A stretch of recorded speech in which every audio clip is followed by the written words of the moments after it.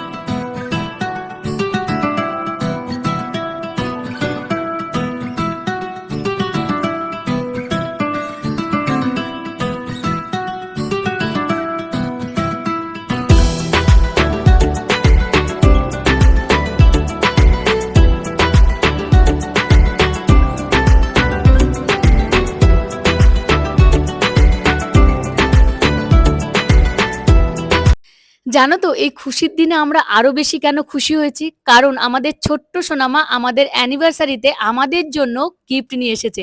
ওর কাকার সাথে বাজারে গিয়েছিল, তখন কিন্তু দেখো এই যে এই গিফটটা নিয়ে এসেছে। আর আমাকে কিন্তু আগে থেকে দেখায়নি, সারপ্রাইজ দেবে বলে বলেছে, মাম্মা তোমার জন্য একটা খুব সারপ্রাইজ রয়েছে, তোমাদের যখন কেক কাটিং হবে তারপরে কিন্তু তোমাদের আমি সেই সারপ্রাইজটা দেব। আর এইবারে কিন্তু ভাই আর মধু দুজনে মিলে আমাদের গিফটটা দিচ্ছে। গিফটটা কিন্তু ভীষণই সুন্দর, তোমাদের লাস্টে আমি খুলে দেখাবো। এটা কিন্তু আমার নিত্য দিনের প্রয়োজন। এটা ছাড়া আমার কাজ অসম্পূর্ণ। আর কোনো occasion এ যদি কেউ আমাকে এইরকম গিফট দেয়, সত্যি আমার খুব আনন্দ লাগে, খুব ভালো লাগে। কারণ কাজের জিনিস গিফট দিলে সত্যিই ভালো লাগে। তো যাই হোক তোমাদের কিন্তু আমি লাস্টে গিফটটা দেখাবো। তো আমাদের অনুষ্ঠান কিন্তু এখানেই শেষ। সারাদিন আমার প্রচন্ড পরিমাণে ধকল গিয়েছে। এবারে একটুখানি ফ্রেশ হবো, একটুখানি বিশ্রাম নেবো। সত্যি বলতে আমি এতটাই টায়ার্ড হয়ে গেছি না, সকাল ৬টা থেকে শুরু হয়েছে আর এখন বাজে প্রায় ৯টা। তো এই পর্যন্ত চলছিল আমাদের ফটোশুট আর রিচুয়াল সমস্ত কিছু সারাদিনের সবকিছু কমপ্লিট হয়ে গেছে। এবারে আমি জাস্ট একটু নিঃশ্বাস নেবো, এইগুলো খুলবো। আমার যত মানে অশান্তি বোধ মনে হচ্ছিল এখন। আর এই যে দেখো মালা দুটো এত মানে সেন্ট বেরোচ্ছিল, তো তোমাদের দাদাভাই বলল মালা দুটো আজকে ঘরে থাক, ভীষণ ভালো লাগছে। তো যাই হোক সেই জন্য এখানে এনে ঝুলিয়ে রেখেছে। আর দেখো আমার মেকআপটা কিন্তু একদমই হালকা ছিল, দেখে বুঝতেই পারছো। আমি বলেছিলাম আমাকে একদমই ভারী মেকআপ করবে না, একদম হালকা মেকআপ করবে। তো সেই মতেই কিন্তু আমার মেকআপটা খুব হালকা পরিমাণে করেছিল। তো চলো এবারে একটু ফ্রেশ-ট্রেশ হয়ে তোমাদের যে এই গিফটটা আছে এই গিফটটা আনবক্সিং করি সকলে মিলে বসে। তোমরা হয়তো ভাবছো যে মা কেন সোয়েটার পরেছে? এইটা কিন্তু শীতের দিনের ভিডিও, কারণ ফেব্রুয়ারি মাসের ভিডিও ছিল এটা। তখন কিন্তু হালকা, হালকা পরিমাণে ঠান্ডা ছিল। তো সেই জন্যই মা দেখো সোয়েটার পরে আছে। তোমাদের দাদাভাইও হালকা একটা সোয়েটার পরে আছে। তো এইটা ছিল হচ্ছে ব্লেন্ডার। এইটা ছাড়া কিন্তু আমার রান্না ইনকমপ্লিট একদম। কারণ হচ্ছে কি বলতো? মসলা না করলে রান্না করব কি দিয়ে?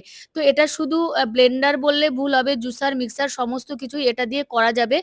তো দেখলেই তোমরা বুঝতে পারবে। আমি ভালো করে দেখিয়ে দিচ্ছি আর ভীষণ সুন্দর ছিল এটা। এই যে দেখো তোমাদের দাদাভাই কিন্তু আনবক্সিং করছে।